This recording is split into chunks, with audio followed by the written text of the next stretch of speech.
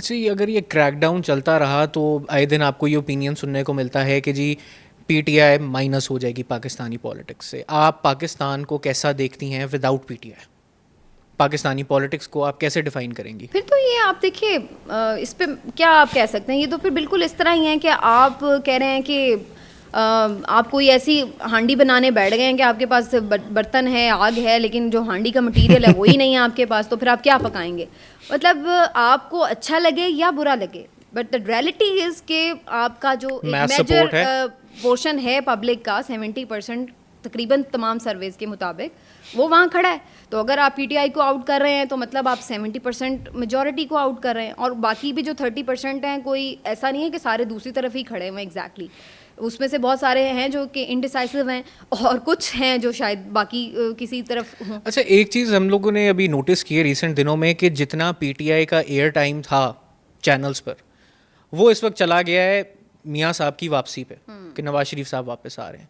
आपको क्या लगता है मियाँ साहब की वापसी का क्या इम्पैक्ट होगा इसी एक वैक्यूम जो बनाया जा रहा है इसमें? पहली बात तो ये कि पीटीआई का जो एयर टाइम है वो अब उस तरफ नहीं गया है। पीटीआई का एयर टाइम तो पिछले 5 महीने से ख़त्म कर दिया गया है, उसके बाद उसमें कुछ और ही होता रहा है। वापसी तो मियाँ साहब की अब कहीं जाके डिसाइड हुई कि फाइनली हो रही है। दूसरी बात, ये आप सही कह रहे हैं कि मियाँ साहब की वापसी की तरफ ऐसा उसको पोर्ट्रे किया जा रहा है, पूरा रियासती ज़ोर लगा करके, जैसे ना जाने वो कौन सा कश्मीर फतह करके तशरीफ़ ला रहे हैं।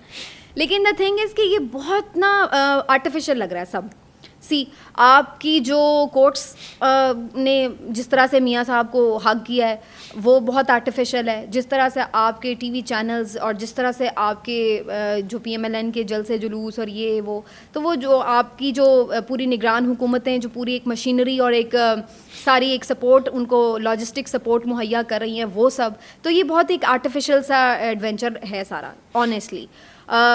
मेरे ख्याल में अगर मियाँ साहब आते और आकर वो जेल जाते, जेल जाकर वो एक ड्यू प्रोसेस के तहत कोई उन्हें रिलीफ मिलता, तो उनको पॉलिटिकली फ़ायदा होता। मेरे ख्याल से उन्होंने एक अपॉर्चुनिटी मिस की है बिल्कुल कि ऐसा। अब वो जितना इस स्ट्रॉन्ग तासुर के साथ आ रहे हैं ना कि यस आके सब बदल देना है मैंने। और मैंने जनाब सबको राजी करके तो मैं हूँ जनाब फटे चुक दांगा, तो ये वो इस तासुर के साथ आ रहे हैं वो उनके काउंटर प्रोडक्टिव हुआ है उनके लिए, क्योंकि वो लोगों की नफरत बड़ी है। He didn't face it क्योंकि back वो home। लोग ये सोच रहे हैं कि यार ये बंदा डील करके आ रहा है, मतलब ठीक है आप करके आ रहे हैं, लेकिन आप उसको इतना एक्सपोज तो ना करें।